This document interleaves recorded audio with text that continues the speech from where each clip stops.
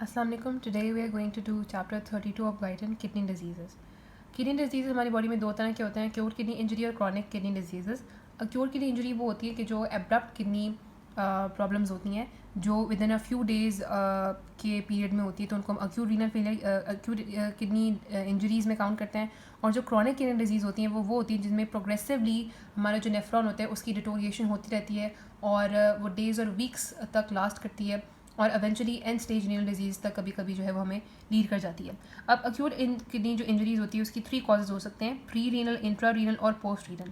जो pre renal होते हैं वो ये होते हैं कि जो फॉर एग्जांपल हमारी किडनीज़ हैं उसके आउटसाइड कॉजेज़ हैं, जिसमें यूजुअली क्या हो सकता है कि अगर ब्लड सप्लाई किडनी को कम हो जाए। और इंट्रा रीनल होता है जो रीनल के अंडर होते हैं, उसके अंदर होते हैं, जिसमें ब्लड वेसल्स, ग्लोमेरुलर ट्यूब्यूल्स की इंजरी हो सकती है। और पोस्ट रीनल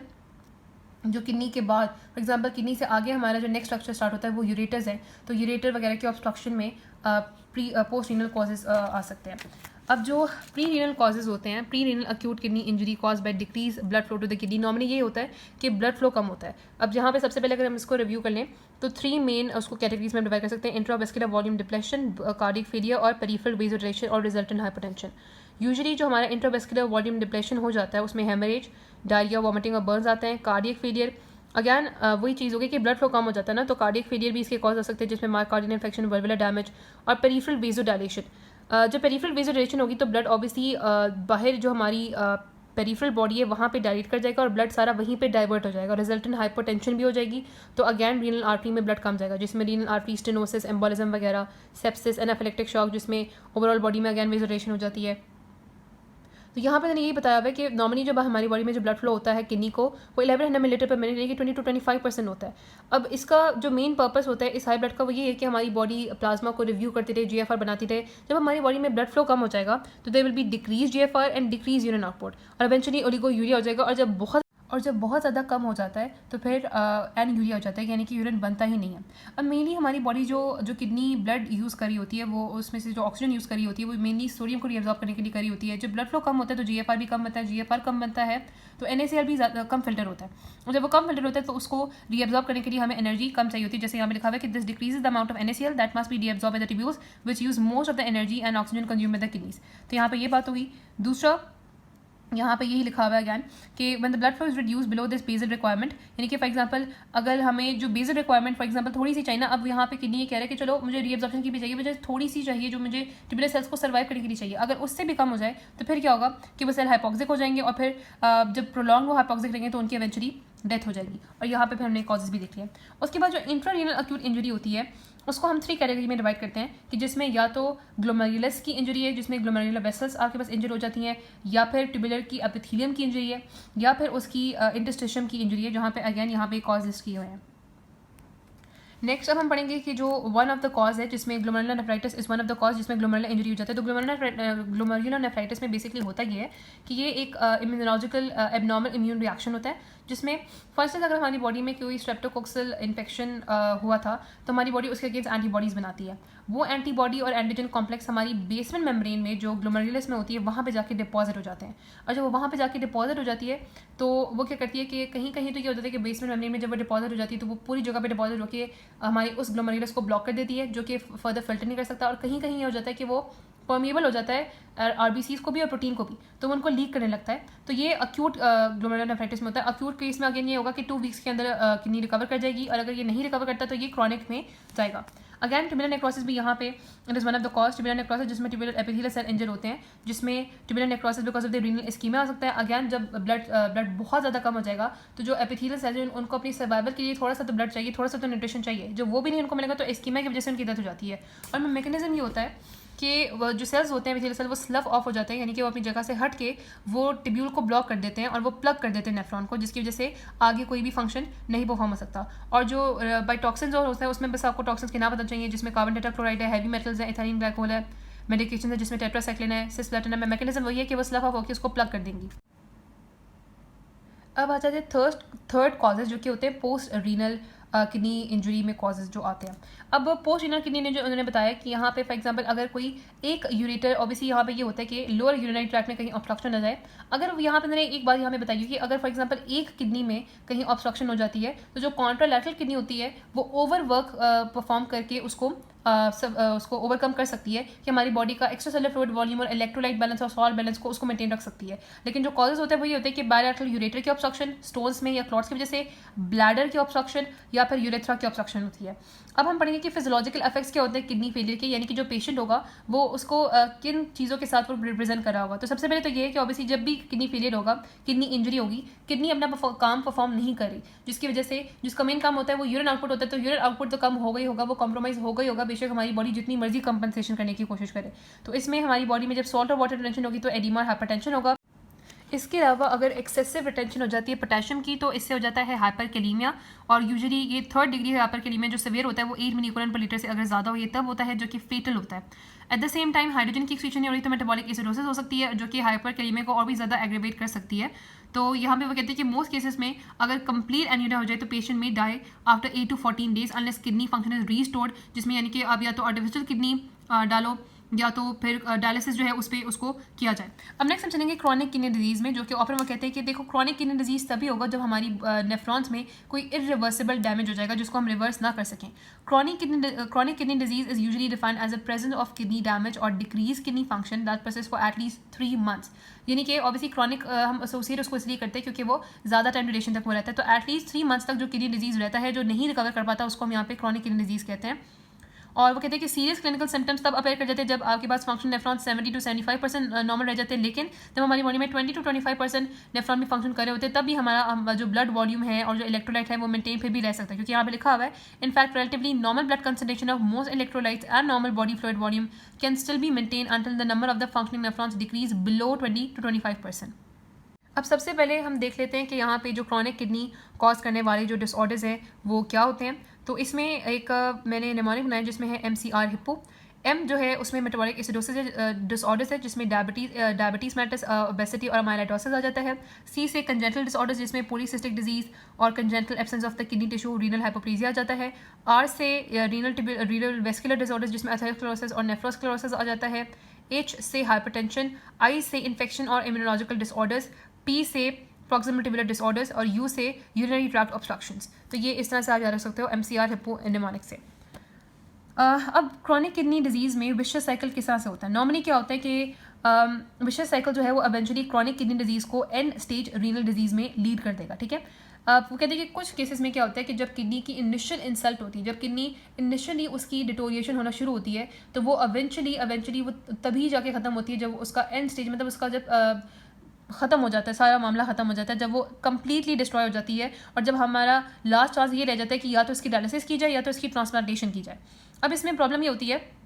ये उन्होंने एक्चुअली लेबॉर्ट्री एनिमल में जो एक्सपेरिमेंट किया उसको यहाँ पे एक्सप्लेन किया हुआ है और फिर उसी से बताया हुआ है कि विशियस साइकिल किस तरह से प्रोलॉन्ग करता है। तो उसमें ये बताया कि फॉर एग्जाम्पल किसी भी एनिमल में हमने किडनी मास रिमूव कर दिया हुआ है तो जो रिमेनिंग किडनी मास होता है वो अपना ब्लड फ्लो और अपना GFR और अपना यूरिन आउटपुट बढ़ा देता है, ऑब्वियसली उस पर लोड बहुत ज़्यादा बढ़ जाता है। लेकिन जब वो ये सारी चीज़ें बढ़ा देता है ना तो इसका मैकेनिज्म यहाँ पे मैंने बताया हुआ है कि ये एक हाइपरट्रॉफी से होता है कि वो अपने सेलुलर साइज इंक्रीज कर देता है। दूसरा फंक्शनल चेंजेस क्या होता है कि वो अपनी वेस्कुलर रेजिस्टेंस कम कर देता है, यानी कि वेजोडाइलेशन करा देता है और अपनी ट्यूबुलर रीअब्जॉर्प्शन बढ़ा देता है। तो ये जो अडेप्टिव चेंजेस होते हैं वो कहते हैं कि ये इससे क्या होता है कि 20 to 25% अगर किडनी मास हमारे पास रिमेनिंग है ना तो ये अडेप्टिव चेंजेस से हमारी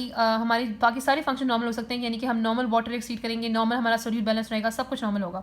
लेकिन वो कहते हैं कि अब यहाँ पे हमने उन पर इतना प्रेशर डाला हुआ है वो कितनी देर तक उस प्रेशर को बर्दाश्त करेंगे। कुछ इन्वेस्टिगेटर्स ने कहा कि जब आपके पास जो वेसल्स होती हैं वो इतना स्ट्रेच और प्रेशर को जब वो हैंडल करी होती है तो इवेंचुअली क्या होता है कि उनकी स्क्लेरोसिस हो जाती है, यानी कि नॉर्मल टिश्यू कनेक्टिव टिश्यू उसको रिप्लेस कर देता है और इन स्क्लेरोटिक लेजन की वजह से जो ग्लोमेरुलस होता है वो यूजुअली ऑब्लिटरेट हो जाता है और इसको यहाँ पे ग्लोमेरुलर स्क्लेरोसिस भी कहते हैं, लेकिन वो हम आगे पढ़ेंगे। और इन कंडीशंस में अब रिकवरी के लिए हम या तो आर्टियल प्रेशर को कम करने के लिए ACE इनहिबिटर्स देते हैं या फिर हम एंजियोटेंसिन 2 रिसेप्टर एंटागनिस्ट देते हैं। अब जो बेसिकली साइकिल होता है वो इस तरह से होता है कि जब आपके पास कोई भी प्राइमरी किडनी डिजीज़ की वजह से, अब यहाँ पे तो हमने एक्सपेरिमेंटल एनिमल लिया था, लेकिन किसी भी प्राइमरी किडनी डिजीज़ में अगर नेफ्रॉन का नंबर कम हो जाता है तो वो अपने आप को बड़े होशियार समझते हैं, वो अपनी तरफ से अपनी हाइपरट्रॉफी कर देते हैं, वेजोडाइलेशन करा देते हैं, आर्टियल प्रेशर इंक्रीज हो जाता है। इससे क्या होता है कि ग्लोमेरुलर का हाइड्रोस्टैटिक प्रेशर और फिल्ट्रेशन बढ़ जाती है, लेकिन इवेंचुअली वो अपना लोड बर्दाश्त नहीं करते, जिसकी वजह से इवेंचुअली बेसिकली ग्लोमेरुलर स्क्लेरोसिस हो जाती है, जो कि ये होता है कि नॉर्मल टिश्यू जो है उसके बजाय फाइब्रोटिक टिश्यू, कनेक्टिव टिश्यू यहाँ पे आ जाए, और फिर एवेंचुअली ये होता है कि नंबर ऑफ नेफ्रॉन्स और कम होता जाता है और ये विशियस साइकिल चलता रहता है। अब यहाँ पे मैंने यही बताया है कि जो most common cause of end stage renal disease है that is diabetes mellitus and hypertension. ये सारे जगह पे मैंने यही एक्सप्लेन किया हुआ है कि मोस्ट कॉमन कॉज यहाँ पे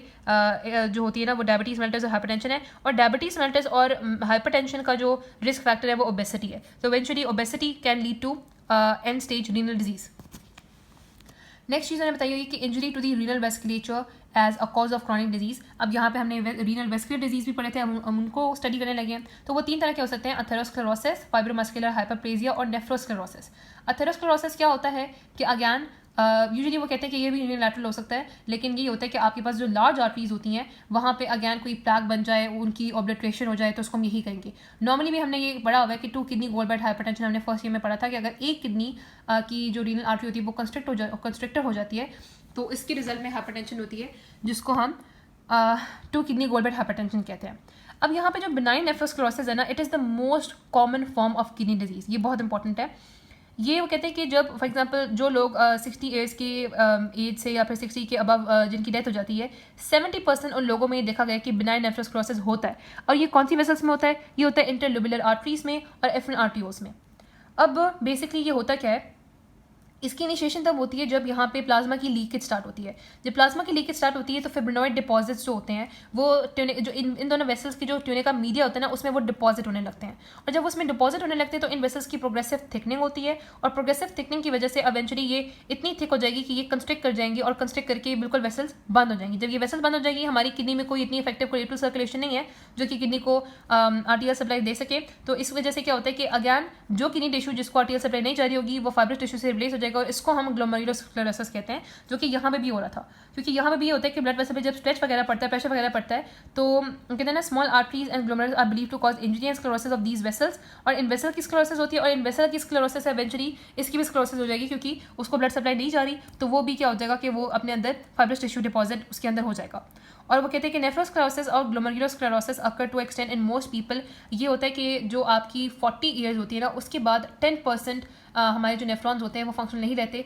और उनमें इवेंचुअली क्या होता है कि 40 ईयर्स के बाद हर 10 साल में 10% जो नेफ्रॉन्स होते हैं उनमें नंबर ऑफ नेफ्रॉन्स कम होता रहता है, और जब नंबर ऑफ नेफ्रॉन्स कम होता रहेगा तो ग्लोमेरुलर स्क्लेरोसिस के चांसेस बढ़ते रहेंगे। अब पहले हमने पढ़ा था ग्लोमेरुलर नेफ्राइटिस, जो कि हमने अक्यूट किडनी इंजरी में पढ़ा था, लेकिन अब वही बात आ गई, हम वही स्टार्ट करते हैं कि ग्लोमेरुलर नेफ्राइटिस की कॉज ये थी कि जो एंटीबॉडी एंटीजन कॉम्प्लेक्सेस थे वो बेसमेंट मेम्ब्रेन में डिपॉजिट हो रहे थे। कुछ जो बेसमेंट मेम्ब्रेन थी वो ब्लॉक हो गई थी, जिसकी वजह से यूरिन फ्लो रेट बिल्कुल कम हो गया था, यूरिन बन नहीं रहा था, और कुछ बेसमेंट मेम्ब्रेन जो है वो इतनी परमेबल हो गई थी कि उनमें से रेड ब्लड सेल्स और प्लाज्मा प्रोटीन्स भी पास कर रहे थे। और हमने कहा था कि नॉर्मली वहाँ पे 2 वीक्स में रिकवरी हो जाती है, लेकिन यहाँ पे क्या होता है, ऑब्वियसली जब आपने क्रॉनिक उसको पढ़ना है तो इसका मतलब है कि उसमें इरिवर्सिबल लॉस होगा। अगर प्राइमरी डिजीज हम कहते हैं तो वो ग्लोमेरुलर नेफ्राइटिस है, एंड इसी को हम कहते हैं कि it may be primary kidney disease following this, और it may be secondary disease को हम सिस्टेमिक लुपस एरिथेमेटोसिस कहते हैं। दोनों ही आपके पास जो है वो अब क्रॉनिक डिजीज़ में ग्लोमेरुलर नेफ्राइटिस में फर्दर डिटोरिएशन इस तरह से होती है कि कॉम्प्लेक्सेस इतने ज़्यादा वहाँ पे पेनिट्रेट कर जाते हैं कि उसकी प्रोग्रेसिव थिकनिंग हो जाती है, और ग्लोमेरुलर फिर इवेंचुअली क्या होता है कि ग्लोमेरुलाई फाइब्रस टिश्यू से रिप्लेस हो जाता है। जब ये होता है तो हमारा जो फिल्ट्रेशन कोएफिशिएंट है वो इतना कम हो जाता है, फिल्ट्रेशन कोएफिशिएंट जो कि was the product of the hydraulic conductivity and surface area, conductivity और सरफेस एरिया दोनों इतना ज़्यादा कम हो जाता है क्योंकि फाइब्रोसिस हो जाती है, तो वहाँ पे ऑब्वियसली फिल्ट्रेशन हो नहीं सकती, और कंडक्टिविटी भी कम हो जाती है क्योंकि थिक हो जाता है। तो KF बहुत ज़्यादा रिड्यूस हो जाता है, और जब KF बहुत ज़्यादा रिड्यूस हो जाएगा तो इवेंचुअली हो यही रहेगा कि ग्लोमेरुलर मेम्ब्रेन में फाइब्रस टिश्यू डिपॉजिट हो रहा है, तो यहाँ पे भी ग्लोमेरुलर स्क्लेरोसिस हो जाएगी। तो ये क्रॉनिक डिजीज़ की पैथोलॉजी है। सो पाइलोनेफ्राइटिस इज़ बेसिकली कि इंटरस्टिशियल इंजरी हो जाती है जब बैक्टीरिया की वजह से, तो उसको पाइलोनेफ्राइटिस कहते हैं। यूजुअली जो बैक्टीरिया इसको कॉज करने वाला होता है वो एस्चेरिशिया कोलाई होता है, जो कि हमारे यूरिनरी ट्रैक्ट, अगर फीकल कंटामिनेशन यूरिनरी ट्रैक्ट की हो जाए तो वहाँ से by the way of ascending ये किडनी तक पहुँच सकता है। अब वो कहते हैं कि नॉर्मली क्या होता है कि हमारा जो ब्लैडर होता है उस बैक्टीरिया को क्लियर कर सकता है, लेकिन 2 ऐसी कंडीशन है जिसमें वो बैक्टीरिया को क्लियर नहीं कर सकता। अगर तो हमारा जो यूरिनरी ब्लैडर है वो कम्प्लीटली यूरिन से एम्प्टी नहीं हुआ, दूसरा अगर यूरिनरी आउटफ्लो में कहीं ऑब्स्ट्रक्शन है। अब जब बैक्टीरिया जो होता है वो फ्लश बैक नहीं हो सकता, तो इसकी वजह से बैक्टीरिया अक्यूमुलेट कर जाता है, मल्टीप्लाई कर जाता है, और उसको हम सिस्टाइटिस कहते हैं, यानी कि जो इन्फ्लेमेशन वो कॉज करता है उसको हम सिस्टाइटिस कहते हैं। अब वो कहते हैं कि एक जब मतलब सिस्टाइटिस डेवलप कर जाती है तो वो सिर्फ वो लोकलाइज भी रह सकती है, और वो ये भी हो सकता है कि वो किडनी में कहीं और असेंड कर जाए। कुछ पीपल में वो क्या कहते हैं कि ये जब उनमें वेसिकुलर यूरेट्रल रिफ्लेक्स हो रहा होता है, ये एबनॉर्मल रिफ्लेक्स है। नॉर्मली क्या हो रहा होता है कि हमारे जो यूरेटर्स होते हैं वो एक ओब्लीक कोर्स कॉज कर एक उनका भी ओब्लीक कोर्स होता है ब्लैडर में, और उस ओब्लीक कोर्स के अराउंड उनके अराउंड होता है रेट्रोसर मसल्स। तो ब्लैडर के अंदर जब मिक्टुरेशन रिफ्लेक्स की वजह से यहाँ पे प्रेशर जनरेट होता है कोई 40 to 60 मिलीमीटर ऑफ मर्करी का, तो इसमें क्या होता है कि ये मसल्स भी कॉन्ट्रैक्ट करते हैं। जब ये मसल्स भी कॉन्ट्रैक्ट करेंगे, ब्लैडर में भी प्रेशर जनरेट होगा, तो यूरिन नहीं जो है वो यहाँ पे फॉरवर्ड ही मूव करेगा, बैकवर्ड मूव नहीं करेगा। ऑन द अदर हैंड जब ये ओब्लीक कोर्स नहीं होगा, और जो फॉर एग्जांपल अगर ब्लैडर है तो उसमें सीधा आके इस तरह से यूरेटर एंड अप हो जाता है, तो उसमें क्या होगा, जब यहाँ पे प्रेशर डेवलप करेगा 40 to 60 मिलीमीटर ऑफ मर्करी का, जो मैक्चुरेशन के रिजल्ट में डेवलप करता है, तो बैकफ्लो हो जाएगा यूरेटर के अंदर। इसको वेसिकुलर यूरेट्रल रिफ्लेक्स कहते हैं। तो उसकी थ्रू भी जो बैक्टीरिया है वो अपवर्ड मूव कर सकता है। तो जब बैक्टीरिया अपवर्ड मूव करेगा तो वो रीनल मेडुला को यूजुअली डैमेज कर, और जब रीनल मेडुला में इंजरी होती है तो काउंटर करनल मल्टीप्लाई मैकेनिज्म सही से डेवलप नहीं कर पाता, और patient is unable to concentrate the urine.